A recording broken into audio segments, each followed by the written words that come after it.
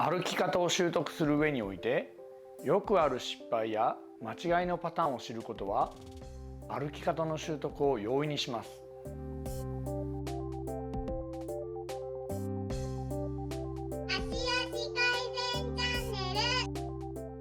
前回までで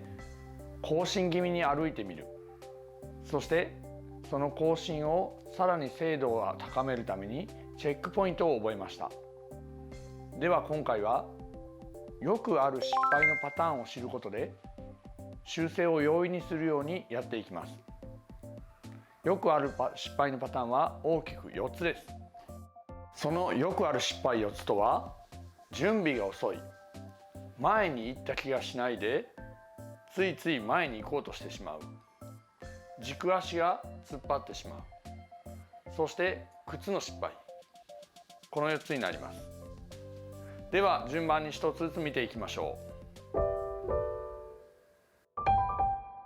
まず準備が遅いについてです。準備というのはどういうことか。前回に後進気味で出るにあたってチェックポイントが大きく3つありました。まず前を踏まない、踏み込まない、膝と股関節は曲げてあげる、その時の動力はももの付け根。このような形で足を出せばいいと言いましたが、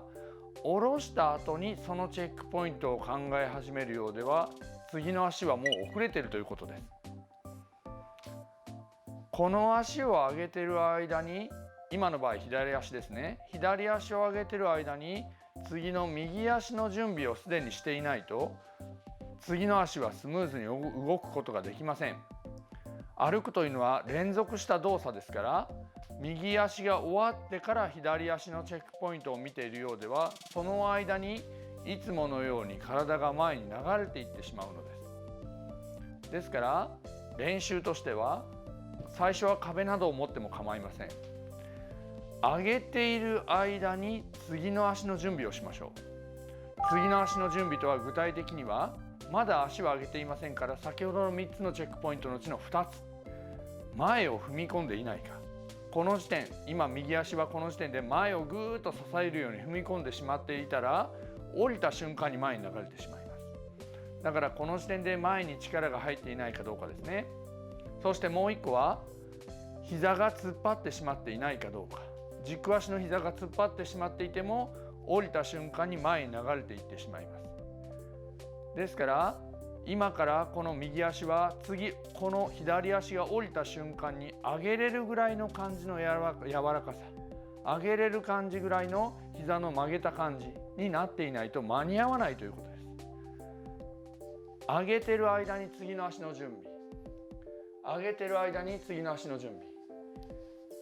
このような形でいかなければ、下ろした後にそれを考えていると遅くなってしまう。これが失敗の1つ目です。準備が遅いということになるのです。次に2つ目の失敗のパターンですが、前に行った気がせず前に行こうとしてしまう。これは前回も少しお話ししていますが、今まで皆さんは体が先行して歩いています。これからは足を先行させて、体は足が進んだ結果乗っているので、体の上に乗っているので、そのままついて出ていくという形に切り替えようとしています。ただしこの歩き方をすると、今まで前のめりになって歩いてた人はこの感じがない分だけ進んだ気がしないんですね。実際は進んでいます。見てわかる通り、実際は足がちゃんと前に進んでいるのですが、その結果体も進んでいるのですが、どうしても前に進もうとしてこの動作を入れてしまいます。これはもう気をつけるしかありません。一番は鏡を見てこうなっていないのかどうか。特に注意していただきたいのは、今までよりは足の方が早く出ているけど、本当は止まっといて、上は止まっていないといけないのが一緒に流れてしまう。今までのように体が先には行ってないものの、足と一緒に流れていってしまっている。これぐらいで止まってしまう方が結構おられます。シビアに前に出ずに足だけです。感覚的に言うと自転車が非常に近いです。皆さんは自転車に乗る方は、自転車は足を漕ぐだけで体も前に進むはずです。自転車を漕いでいる時に進んだ気がしないからといってこんなのをする人はいないと思うんですね。自転車を漕いでいるのと同じ。実際に私は指導の中で自転車のハンドルを持っている格好をさせて、そのまま足をくるくる回すという練習をさせる場合もあります。自転車はここで回転はさせないはずです。自転車のペダルはこの部分で回転させます。ですからこの歩き方の感じと非常に近いんですね。もしも皆さんも自転車に乗る方であれば、一度これを試していただくといいのではないでしょうか。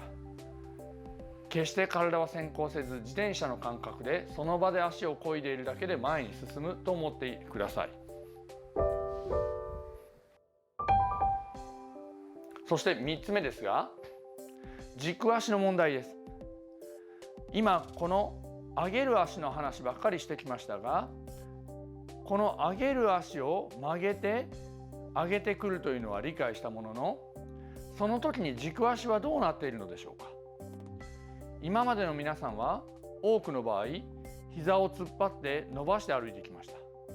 それを曲げて上げるという方向に今切り替えていますが、突っ張っていたのは実を言うとこの足だけではありません。今まで皆さんはこちらの足も突っ張っていたのです。これから出す方の足ではなく、軸足の方にも目を向けてみてください。この出す足を曲げてあげようとしているのに、軸足は突っ張ってしまうという場合が非常に多いです。その場合、悪くすれば突っ張ったせいで後ろにこけそうになる。うまくいったとしても、突っ張ったことによってこの足が次に曲がって上がるのが遅れていってしまうということになってしまいます。ですからこの足が、こちらの上げる足を上げるときには膝がちょっと曲がっているぐらいで十分なんですね。この足は突っ張らないで曲がっているぐらいで十分。そうするとスムーズに歩くことができます。ただ今まで突っ張って歩いてきた方にこの歩き方をしてもらうと、ものすごく腰を落とした感じに感じるんですね。それはなぜかというと、それは今までに突っ張っていたからとしか言いようがないのですが、実際はじゃあそれほど曲げて歩いているのかというと、こちら見てくださいね。これが突っ張った状態、抜いた状態。見た目でもさほど変わりはないのがわかると思います。実際に皆さんがご自宅で鏡に映していただいて、突っ張った状態と抜いた状態を見比べていただいてもそれほど差がない。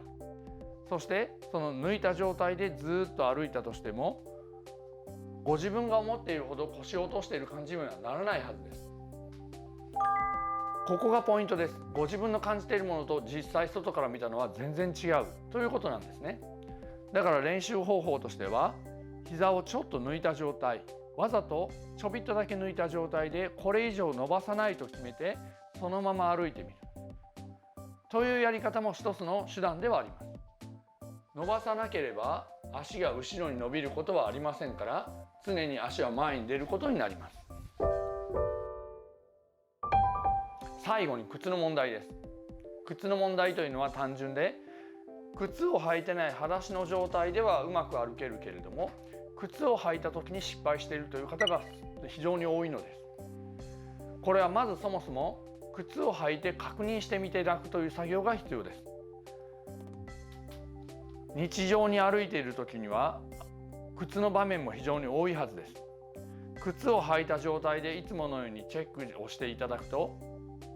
あれ、意外に出てしまうということに気づかれる場合もあります。この場合の解決方法は単純です。靴を履いて練習するしかありません。靴を履いた状態というのは人によっては、靴というのは硬い、アウトソールが硬かったりするので滑らかに動きにくくなっていたりします。その場合、かえって靴を履いた方が足がスッと上がらない。でも結局のところ靴を履くものですから、その状態でも同じことができるように練習します。結局のところ靴を履いた状態でもできるようにはならないといけないので、どちらにしても通らなくてはいけない道だとも言えます。いかがでしょうか。大きく私が指導の現場に立っていて分けると、この4つのパターンで間違える方がすごく多いです。一度チェックしてみてください。そしてこの辺りに問題があれば、その取り組み方を気をつけてやってみてください。皆さんの歩き方の改善に大きく役立てられるでしょう。頑張ってください。